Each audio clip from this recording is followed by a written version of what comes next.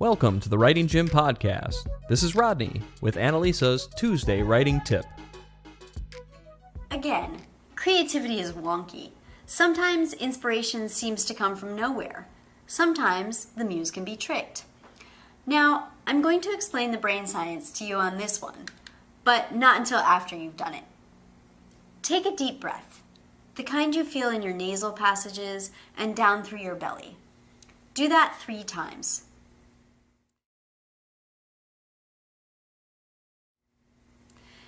Now, stand up, choose a song that gets you moving, and dance. When I say dance, I mean dance like your life depends on it. I mean arms flailing, legs flapping, no one's watching, channel your inner 4-year-old dancing. Do that for at least a minute.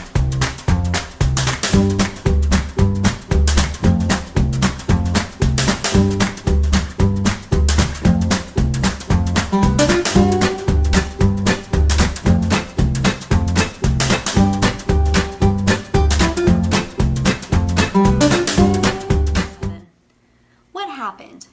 From a psychological standpoint, freeing yourself to be a bit silly opened a part of you. Probably the same part you hold back when you get in front of a blank sheet of paper. Makes sense, right? In your brain, all of that wild dancing did 2 things.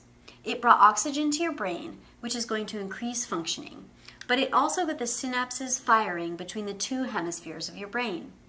Anytime you've got those synapses firing, you've got fertile ground for creativity.